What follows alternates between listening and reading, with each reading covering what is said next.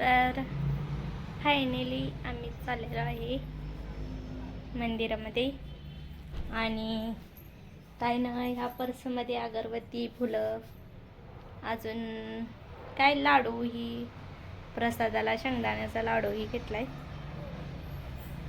अजून काय घ्यायचं राहिलंय हो? काय घ्यायचं राहिलं?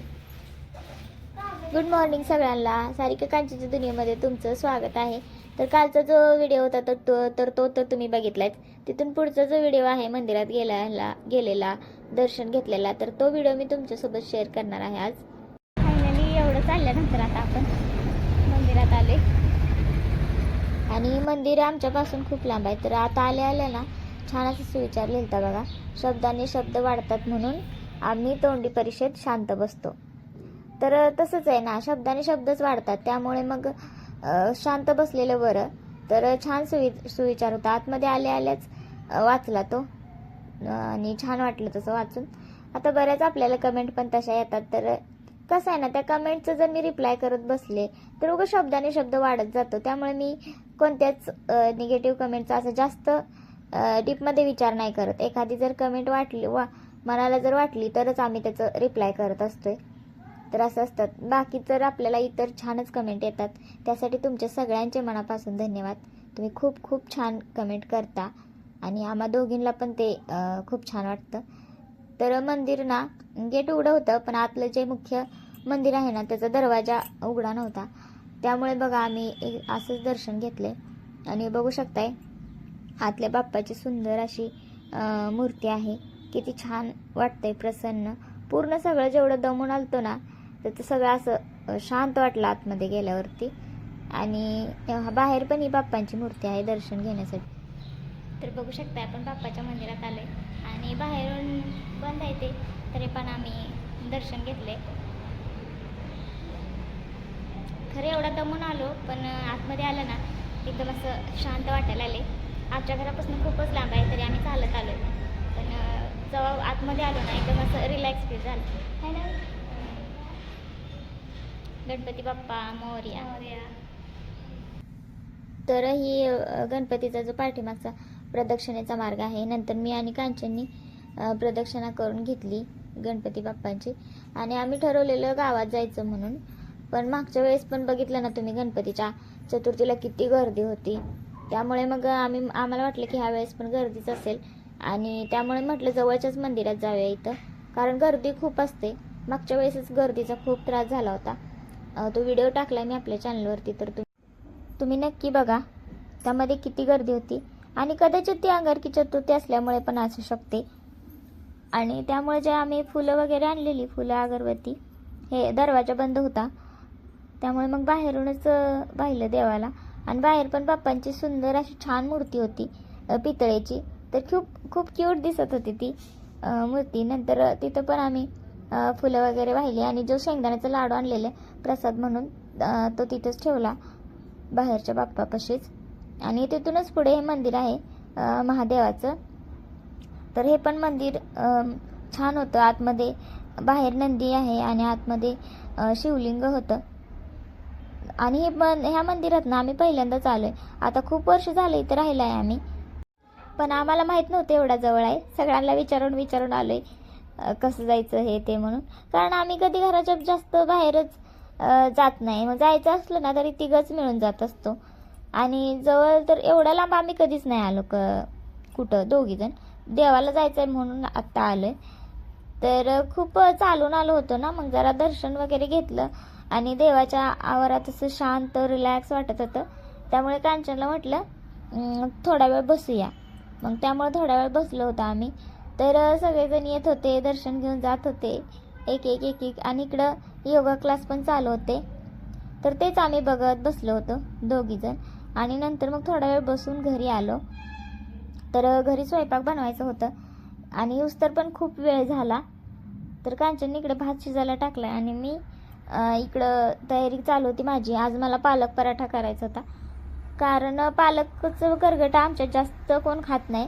म्हणजे केला तर खातोच, पण असं विशेष ठरवून कोण खात नाही. पालक ना हेल्दी असतं ना आरोग्यासाठी, तर त्यामुळे म्हटलं पालकचा पराठा करूया. त्यामुळे मी इथं लसूण सोलून घ्यायला लागलेली. आणि पालकचा पराठा आणि खारं वांगं म्हणजे मिठातलं. तर असं माझं ठरलेला मेन्यू. म्हणजे कसं वांगं जे असतं ते मिठाचं करायचं आणि पराठा असतो तो मिरची टाकून करायचा. ते तिखट बॅलन्स होतं आहे म्हणून मी म्हणलेलं खारं वांगं आणि पालक पराठा करूया. तर कांचनने इकडं भात शिजाय टाकला आहे तोवर. राहुल पण गेले होते त्यामुळं काजल आणि पिल्या पण येणार होते. तर बघू शकता इथं मी गव्हाचं पीठ घेतले, त्यामध्ये बेसन टाकले थोडंसं, नंतर ओवा टाकून घ्यायचा आणि जे वाटण होतं मिरचीचं, आलं लसूण मिरची कोथिंबीर आणि थोडेसे जिरे, तर हे मिश्रण मी म्हणजे मिक्सरमध्ये बारीक केलं होतं. तर ते टाकून घ्यायचं आहे. तिखट आपल्या आवडीनुसार करायचं आहे. आणि पण माझा एक प्रॉब्लेम झाला, मी ते पुढे सांगेन तुम्हाला. तिखट इथं टाकून घेतलं आहे मी आणि नंतर मीठ टाकायचं आहे. बाकी लाल तिखट वगैरे तुम्ही टाकू शकता जर तुम्हाला आवडत असेल तर.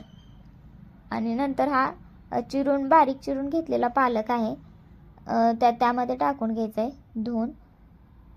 तर छान होतात हे पराठे, तुम्ही पण एकदा नक्की करून बघा. आणि मला एका ताईने कमेंट आली होती की ताई रेसिपीचे व्हिडिओज पण दाखवत जाणार. तर ठीक आहे, मी दाखवायचा प्रयत्न करेन इथून पुढे.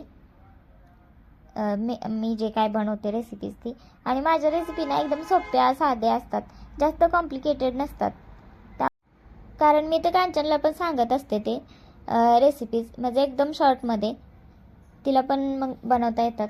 असं असतं, खूप सोपे असतात आणि कोणीही सहज बनवू शकेल असं असतंय. तर त्या त्यांची रिक्वेस्ट मी नक्कीच पूर्ण करण्याचा प्रयत्न करेन रेसिपीज दाखवण्याचा. तर इथून पुढे मी दाखवेन रेसिपी. तर इथे पालक मिक्स करून छान असं पीठ मळून घ्यायचं आहे पहिल्यांदा. आणि ते पीठ मळून घेतलं आहे बघू शकताय तुम्ही. आणि कांचन पराठे लाटून द्यायला लागले आणि मी भाजायला लागली. तर छान पराठे झाले होते. आणि प्रवीण पण आलं होतं आमचं भाचं. तर राहुल आणि प्रवीण तर आता माहीतच आहे, मी सारखं सांगत असते. आणि त्यांना पहिल्यांदा टेस्ट करायला दिला पराठा, तर त्यांना खूप आवडला, छान झाला आहे म्हटलं. तर असं झालं पुढे. आणि इकडं कांचन मला पराठे बनवून देते आणि मी इकडं भाजायला लागले. सोबतच वांग्याची भाजी पण इकडं करून घेते मी. आणि वांग्यामध्ये ना आलं लसूण आणि खोबरं आणि कोथिंबीर थोडेसे जिरे टाकून बारीक करून घेतले होते मी. आणि नंतर तेच ना शेंगदाण्याचं कूट मीठ असं सगळं एकत्र करून वांग्यामध्ये भरला होता मसाला. दरवेळेस मी काय करते, लसूण खोबरं आणि कोथिंबीर याची फोडणी करत असते, पण यावेळेस मी सगळंच मिश्रण एकत्र करून वांग्यामध्ये भरलं होतं. आणि नंतर मग थोडेसे जिरे टाकून घेतले तेलात, तेल पहिल्यांदा ओतल्यावरती. आणि त्यामध्ये वांगी टाकून छान अशी भाजून घेतली होती. तर अशा प्रकारे पण छान होते रेसिपी, तुम्ही एकदा नक्की करून बघा. कारण हे मला आईने शिकवलं होतं. कारण आमची आई जी आहे ना ती सगळं असं एकत्र करून वांग्यामध्ये भरत असते. मग म्हटलं चला तिची रेसिपी ट्राय करूया. कारण दरवेळेस मी लसूण खोबरं फोडणीत टाकते, तर ह्यावेळेस सगळं मिश्रण जे होतं ना ते पूर्ण वांग्यात भरलं होतं आणि खूप छान टेस्टी भाजी झाली होती. याचं डिटेल रेसिपी जर तुम्हाला पाहिजे असेल तर मी परत एकदा नक्की शेअर करेन. आता तर काही मला पूर्ण शूट करणं जमलं नाही, कारण खूप वेळ झाला होता. आणि जे हेअर केअर रुटीनचं आम्ही शूट करणार होतो ते पण राहून गेलं, कारण मंदिरातून येतानाच खूप वेळ झाला. तर ते पण एखाद दिवशी मी नक्की परत ना तुमच्यासोबत शेअर करेन. आणि ते कालच्या पण व्हिडिओमध्ये झालं नाही आणि आज पण व्हिडिओमध्ये झालं नाही, कारण येईपर्यंत खूप वेळ झाला होता. तर इकडं कढई मी ठेवली आणि वांग्याची भाजी पण करून घेते आणि सोबतच पराठ्याचं पण चालू आहे भाजायचं. आणि आता मी म्हटलेलं तुम्हाला माझा काय प्रॉब्लेम झाला, तर झालं असं की पराठ्यात पण तिखट कमी झालं, कारण ती मिरची कमी तिखटाची होती आणि वांगं पण मिठाचं झालं. असं पूर्ण मिठाचं जेवण झालं, तिखट काहीच नव्हतं. तर असा घोळ होऊन बसला. आणि मग नंतर काय म्हटलं आता असं ते तसंच. आणि बसलेलो पण शूट करायचं, पण ते पण राहून गेलं, कारण मोबाईल इकडल्या घरात होता आणि आम्ही तिकडल्या घरात जेवायला बसलो होतो. आणि उपास सोडताना उठायचं पण नसतं, त्यामुळे मग ते पण राहून गेलं. मग त्यामुळे जेवढा झाला होता तेवढाच व्हिडिओ मी तुमच्यासोबत शेअर करते. बाकी जो रात्रीचा व्हिडिओ होता ना त्याच्या कमेंट्स इतके छान छान आहेत ना, तर त्या वाचूनच आम्हा दोघींना खूप छान वाटतं. असंच तुमचं सपोर्ट आम्हाला राहू द्या. तुम्ही आम्हाला समजून घेतलं त्यासाठी तुमचं मनापासून धन्यवाद. आणि असंच आमच्यावर तुमचं प्रेम राहू द्या. तर बघू शकता इथं वांग्याची मस्तपैकी भाजी खूप छान वाटत होती. तर खूप छान टेस्टी भाजी झाली होती ही. आणि इकडं पालकची पण जे थोडंसं राहिलं होतं ना पालक त्यात टाकून, तर ती मी लसणाची फोडणी देऊन इकडं असंच तव्यात परतवून घेतलेली, ती वेस्ट जाईल त्याच्यामुळे. तर बाकी व्हिडिओ कसा वाटला ते कमेंट करून नक्की सांगा आणि भेटूया आपल्या नेक्स्ट व्लॉगमध्ये. धन्यवाद.